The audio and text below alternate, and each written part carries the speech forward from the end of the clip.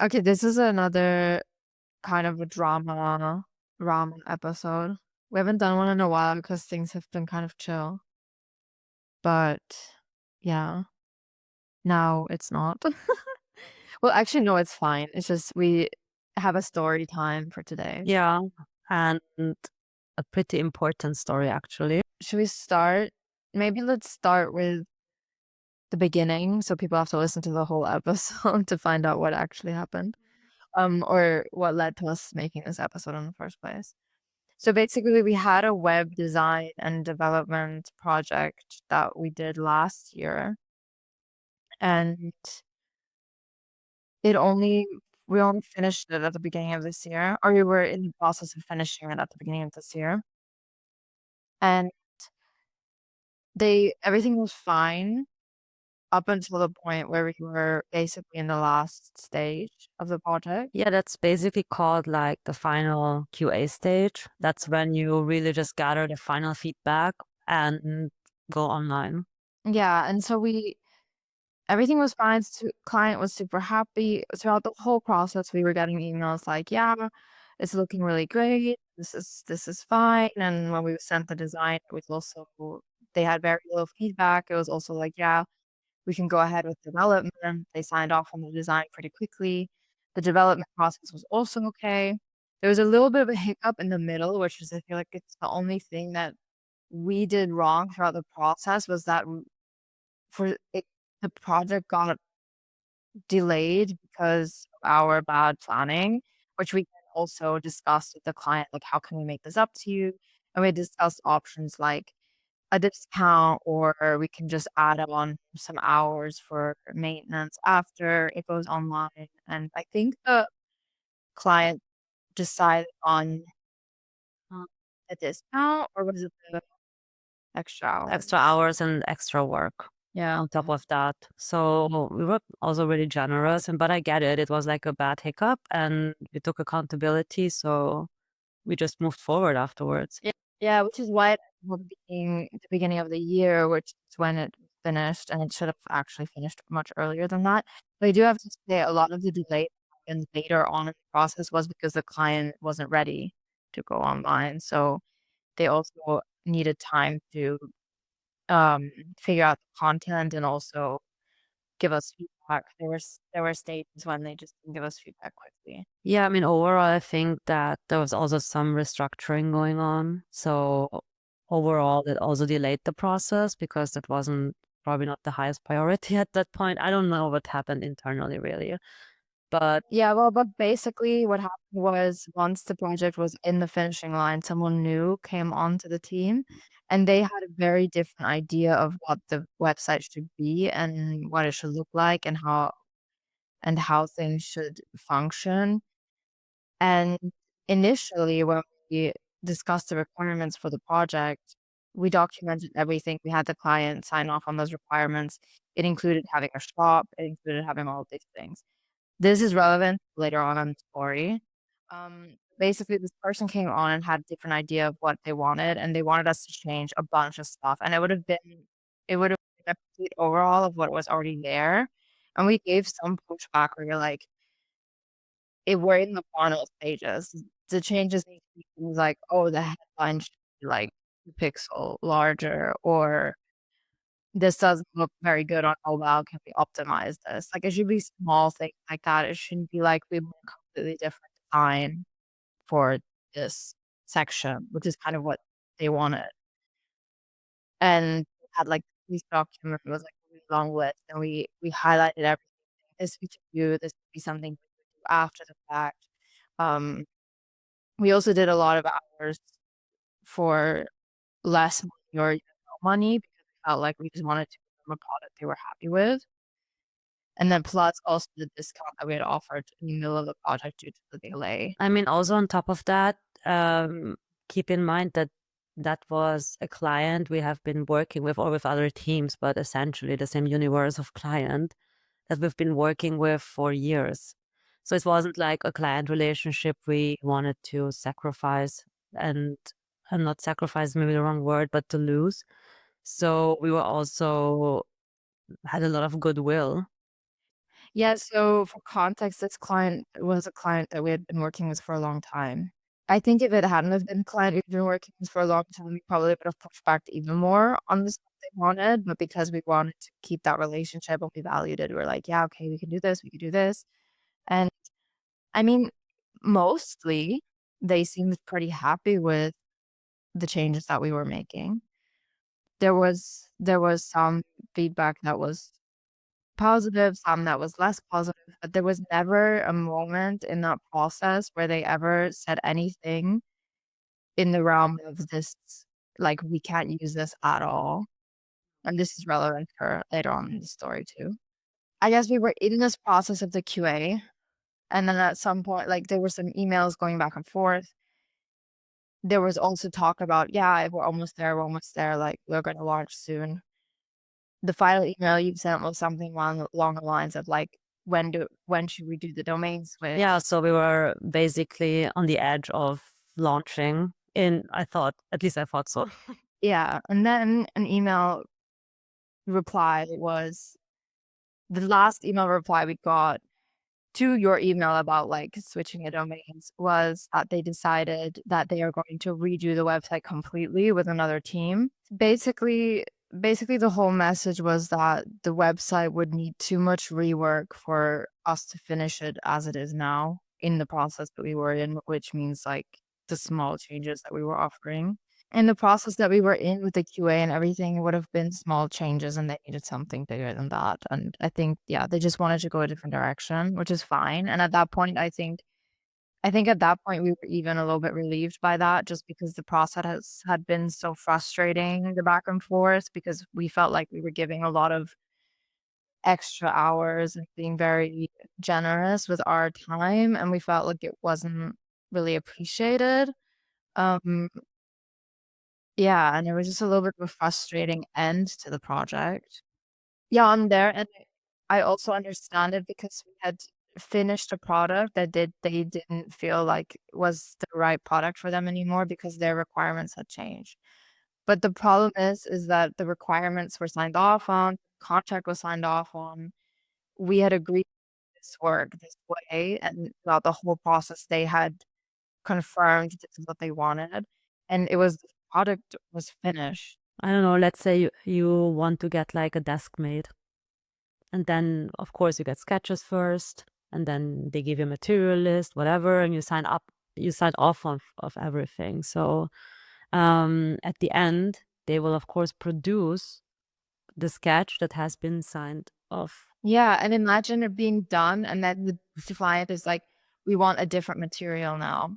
After it's already been put together, it's already there, it's finished. And maybe another leg, and maybe another. Oh, and now it should also be height adjustable. Like, Exactly. those are the kinds of things they needed from us, which we couldn't offer without saying, "Okay, we can do this, we can rework the entire thing, but you will have to pay again."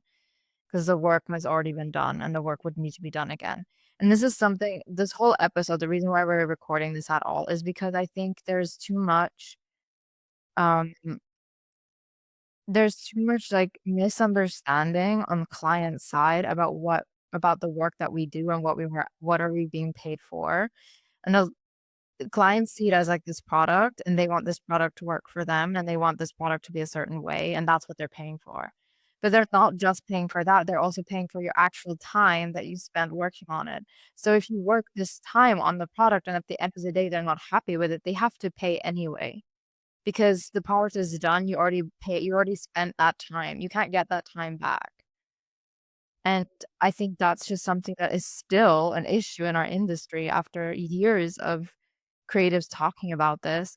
There are still clients out there who think that your work or your time isn't worth anything if it's not a product they're happy with at the end of the day.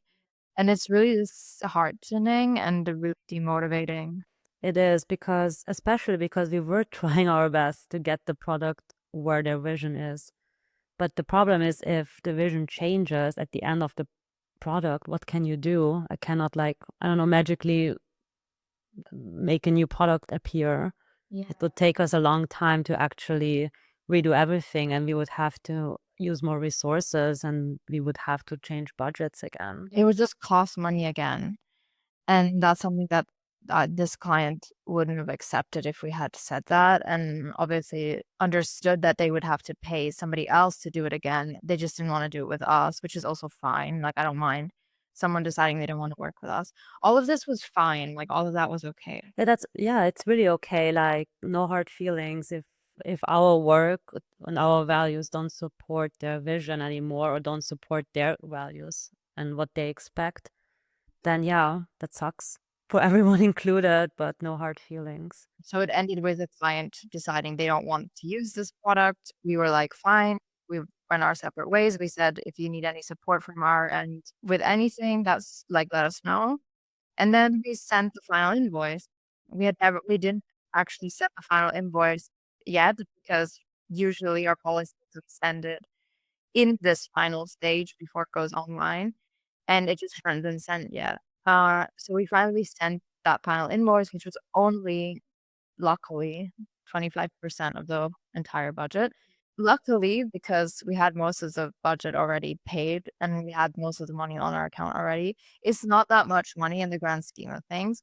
But still, we obviously like followed up again, and followed up again, and months passed and we were just being ghosted.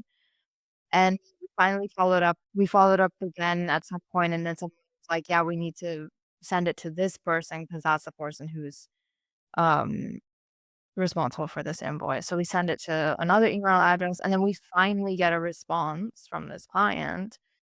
And the response is that it was their understanding that we never delivered on this project, and therefore we shouldn't be paid for this final amount because we didn't deliver what was agreed upon, which is a lie, and it's not true. And we have extensive documentation to prove that that's not true. Initially, I had responded immediately saying, "We expect this invoice to be paid. I deliver on this project. If the fact that you weren't happy with it and went another way doesn't change the fact that we did the work and it was done, and we expect to be paid for our time." And then I think you gathered, like, all the evidence. Yeah, because of course they weren't replying anymore. Not surprised. And then, yeah, I got all the evidence together and I wrote like a protocol email where it stated all the things that were signed off. For example, the requirements, for example, the design, and all the documentation on the final QA phase, all the color coded things that we talked about in the beginning, like what is out of scope, what is still in scope, and a little fun fact also is that at the end, out of goodwill, we even agreed to do the out of scope work because we noticed that they still weren't happy with the outcome. So just out of goodwill, because that was already free work, I thought, okay, I'm just gonna do that now. So they're happy with the product. So we were actually already doing out of scope work at that time when they canceled the project, meaning the project was finished. Yeah. Yeah, so it was already the initial scope, which was signed off on, which also was documented in the contract that they signed, was completed. And we were actually at a stage where we were doing work beyond that contract. So yes, it was completed and they should be paying that last 25% because that was that initial contract. We explained all that to them. Yeah, so maybe one more thing to add is that usually when an invoice is not paid, you get like the English is called a debt collection agency. Like you hire a debt collection agency. It's kind of like when you, for example, cannot pay your installment. If you buy a TV and you cannot pay your installment at the end, at first you get like some um, like reminders, and at some point you have to pay a fee. And at the end, they will send a debt collection agency. So it's like a normal process that we were following. And we told them at the end of the protocol, email, hey, if you don't pay this invoice by whatever, I think we gave them like 7 business days to pay, we will have to follow up with the debt collection agency. Yeah.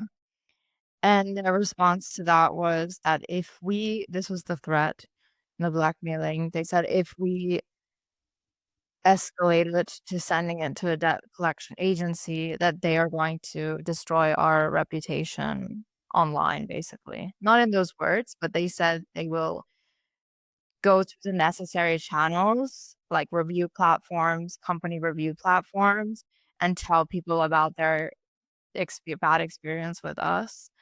And yeah, I mean, essentially that means they want to destroy our reputation online. And they were threatening us, like, don't do it because then we'll do this. Exactly, and they have a big platform, so They have a big platform. We're not naming the client in this episode because we don't want to be. We talked about this. We talked about, putting this online, talking about this. Are we not doing exactly what they threatened to do? But that's not what we wanna do with this. We wanna just show people we wanna tell our side of the story. Honestly, one reason, because I am worried that they are going to do that regardless of how this continues, and I just want our side of the story to be out there. And second reason is because this is a reality of our industry, and I think it's important that people are aware of the fact that this happens, and I don't think that we should let ourselves be intimidated by this kind of behavior.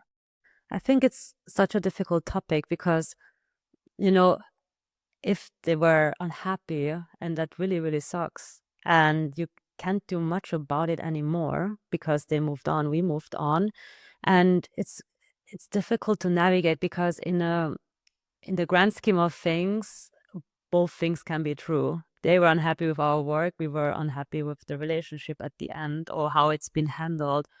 And so both sides of the story, I guess, will find some kind of like truth in it.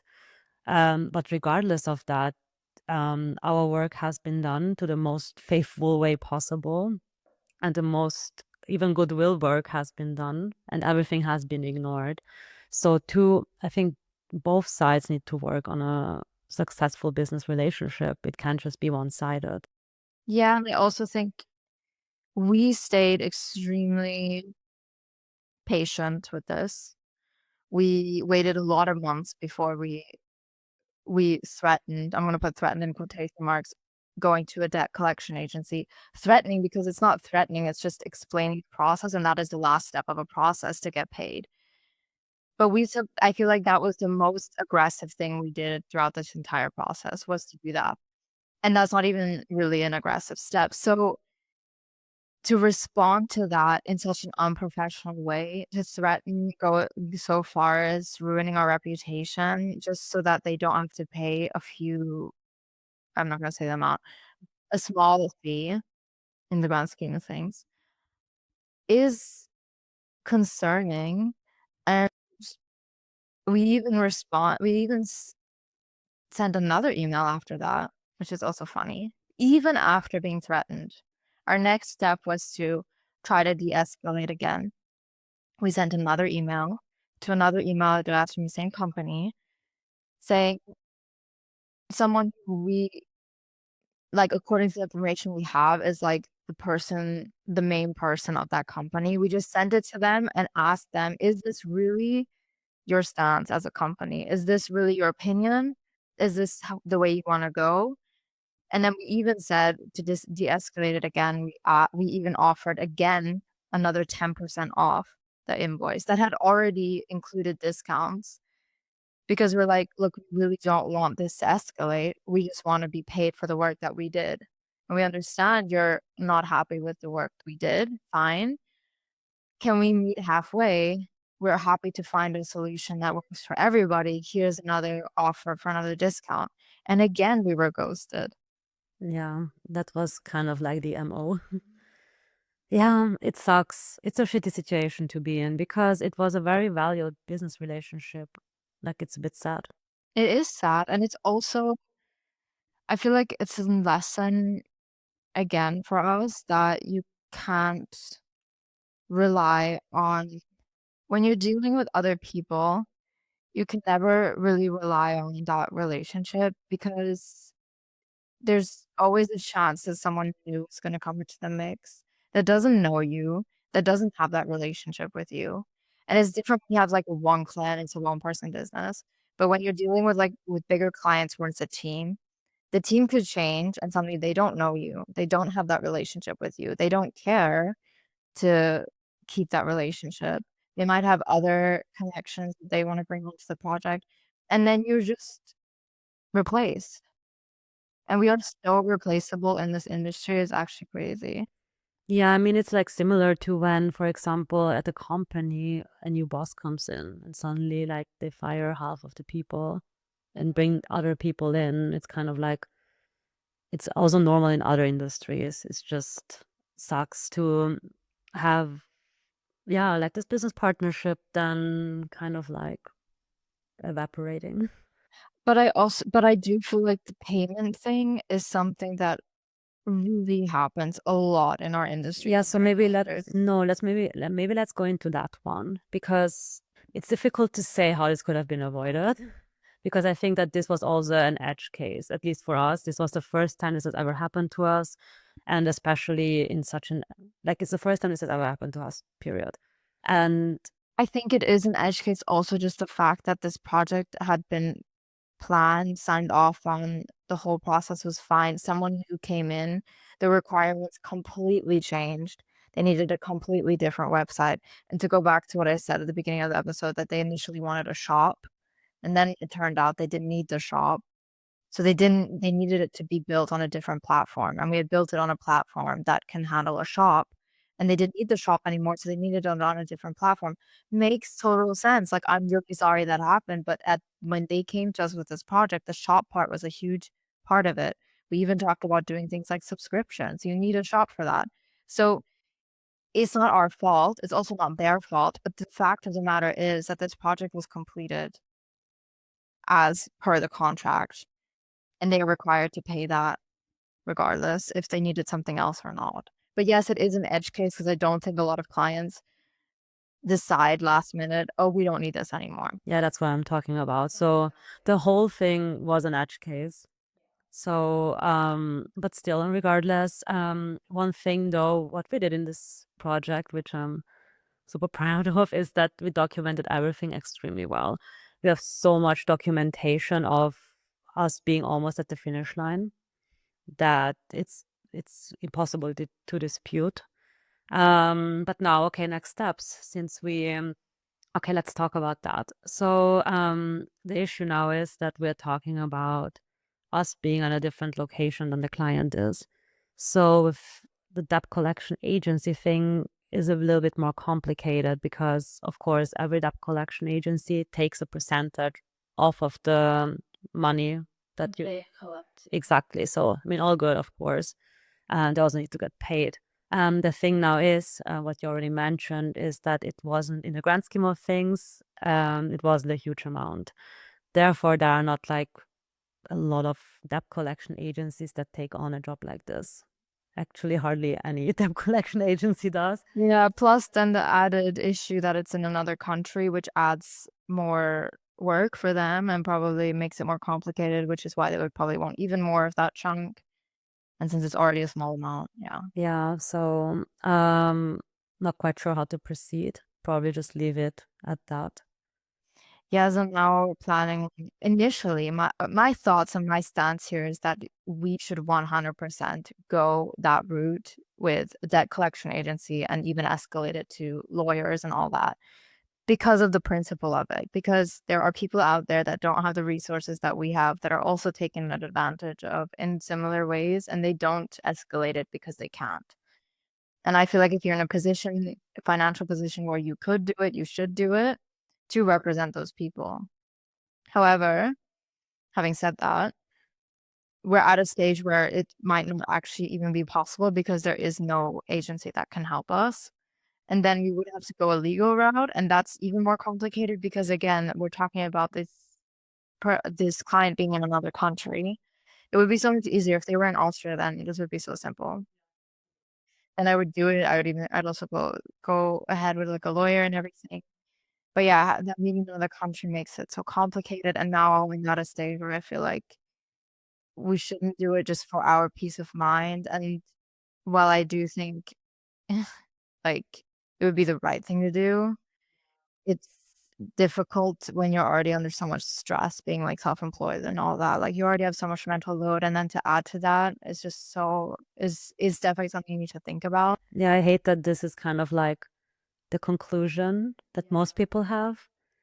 And but I understand the conclusion too. I mean, ideally, this is really just an edge case, and in the 6 years since we've been doing this has never happened to us Yeah, before. this has really been the first time that a client hasn't paid us, which is I feel pretty blessed to say that actually, because I feel like this happens a lot more than we think. Exactly. So maybe we should talk about how to prevent that, like when it's not an edge case. But the funny thing is that this wasn't even preventable because it was an edge case. Like, we did all the steps. Let's talk about what the steps Okay, were, Arnav, that's what actually. I wanted to get at because I think that a lot of people don't even follow the steps that we did. So We had a contract and the client actually signed it.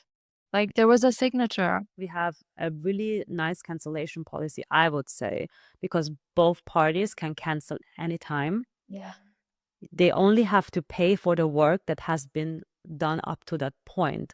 Meaning, so if they cancel at halfway of the project, okay, it's 50%. All right, done. But if they cancel when we're already like over the scope, of course, that means that the whole project has been delivered. So they need to pay the whole invoice. So Which is also so funny in this case because even if they felt like we didn't deliver on the project, like, according to the contract and the cancellation policy, they have to pay everything up until the point of cancellation.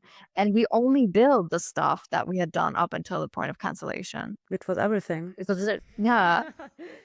So even yeah, well, anyways. So that's really important to have something in your contract. Have them sign the contract because we were so relieved that we had the signature. Because sometimes we just move forward, which is not a good thing. So definitely learning that everything. No, we never move forward if they haven't confirmed, but sometimes you will move forward without a signature, but they've confirmed via email. And we still Exactly. have it in writing, which is probably fine and enough, but get a signature because it's just more like secure. Then we had the requirements, which we didn't have a signature for the requirements, and we talked about this afterwards. We're like, in the future, just to be sure, we should have them also add a signature to the requirements Yeah.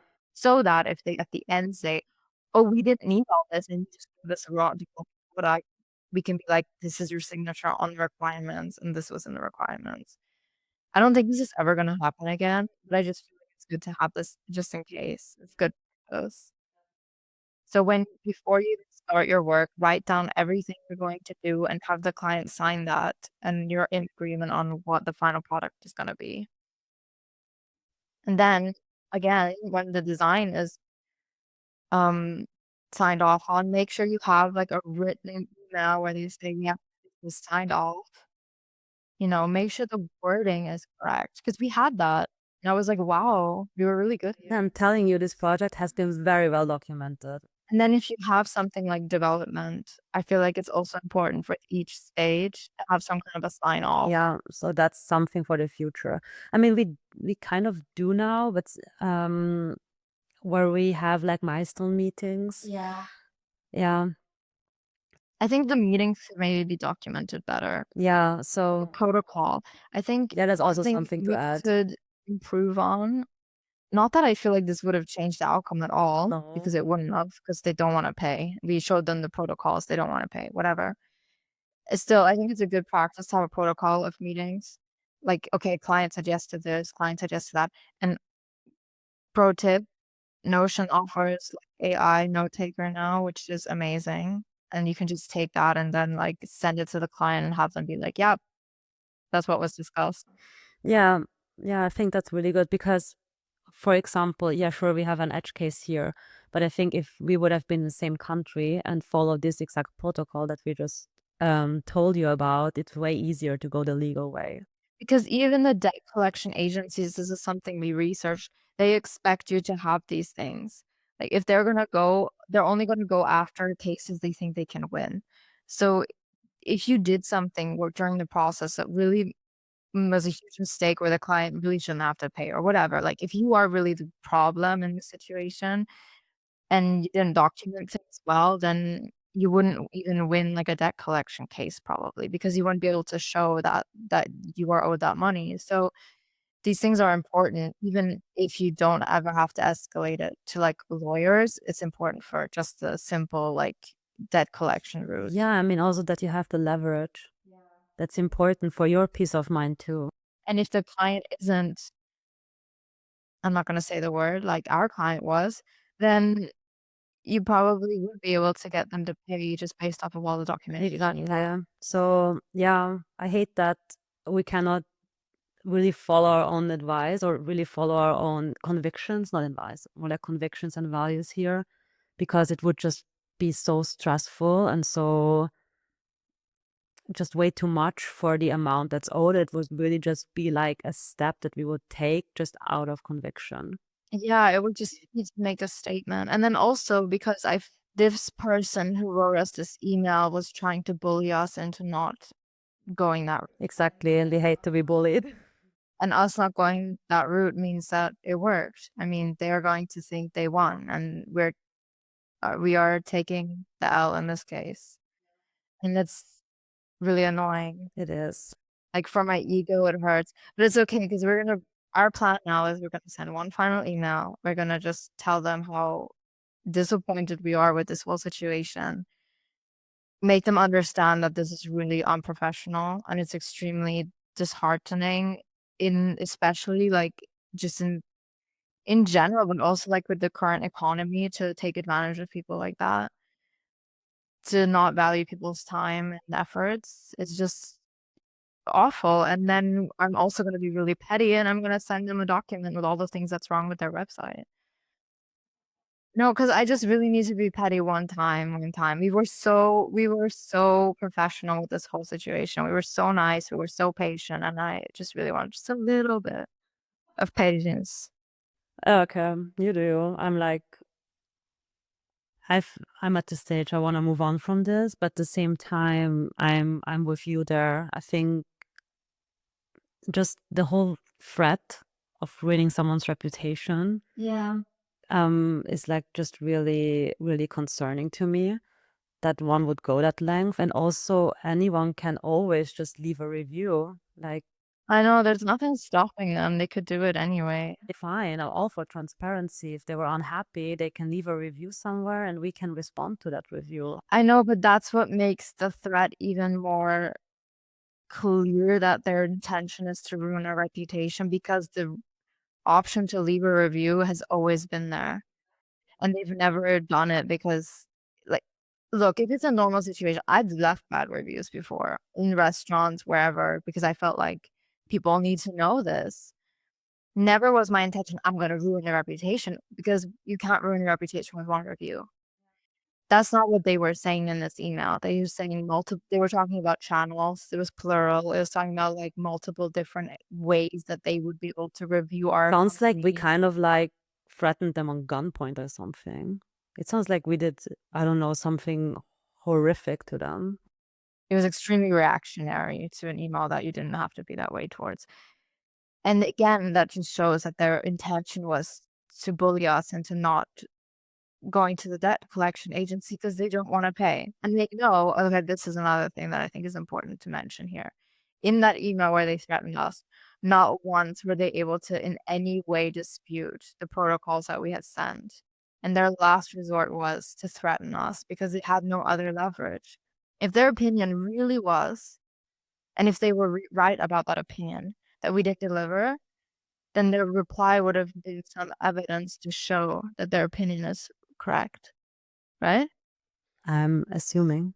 But they weren't able to do that because they're not correct. Our response to them accusing us of not delivering the project was to show them that we delivered the project. Their response to us saying we should be paid for the time that we invested in this was, "We're gonna ruin your reputation if you go as far as to take this to a debt collection agency." It's very telling, let's just put it that way. Yeah. So it's not yeah, it's not a professional way to handle that. It's not just from a human perspective, it's extremely mean, um, and very shocking that there are people out there doing that, and I can't believe it actually. Yeah, but a lot of situations that we were able to just handle offline, to be like, okay, like, the it's always possible that somewhere there's a hiccup, that something doesn't go as planned, that, I don't know, someone's unhappy about something, but you communicate through it and you renegotiate things. Like, I don't know, I don't think we ever had a situation to, I don't know, to turn out this way. like this viciously. No, even clients who didn't want to pay us in the past because they didn't understand the work that we were doing, they still ended up paying something. Like, that we negotiate something and they end up paying. Yeah, so this isn't like something where we just like want to blast a client, or how do you say that?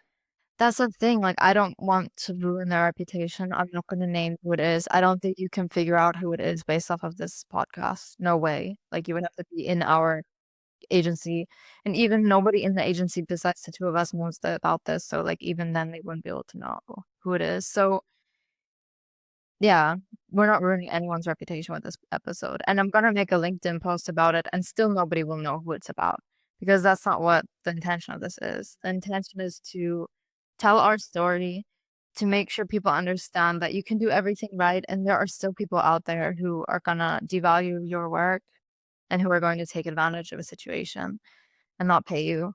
And I think it's important for people to know that this even happens to us after 6 years. Yeah, I think that's like the worst part of it all. Yeah, Yeah. you think you've seen it all. You think you have like a good ground and like you stand on, and like yeah, I've seen it all. I've seen most of it. I'm all good. And then something like this comes along where you're like, whoa, what the hell? Yeah, you think you've made it. At some point, you think you've made it. Like, okay, I have great clients. Everyone's so nice to me. Everyone values me so much. And then still this kind of thing happens. Yeah, It's just very frustrating. it is very frustrating. So if you're out there right now and you're dealing with a client that like this, maybe it's the first time you've experienced this. Maybe you're just starting out. Just remember, unfortunately, this kind of thing can always happen. The best thing you can do is just make sure that you have everything like documented, that you have everything like set up in a way that you're safe potentially if it ever got so far to go like to court or something. I don't know how many people actually do that. But I would honestly set up your systems and your processes in a way that you would win a case, even if you don't ever have the intention to go to court. I mean, who has? No, because even if you were ever in that situation and you didn't want to use it, it can help even in situations where clients are just, like, not wanting to pay and you show them all of your process, like, your documentation and everything, that might be enough for them to be like, "Okay, yeah, you're right. Here's your money." Because I think most Will people be would. best case scenario. I think most people out there would do that. I think that we have a very unfortunate situation right now where it's just, like, very dependent on the people. Yeah, we just had really bad luck.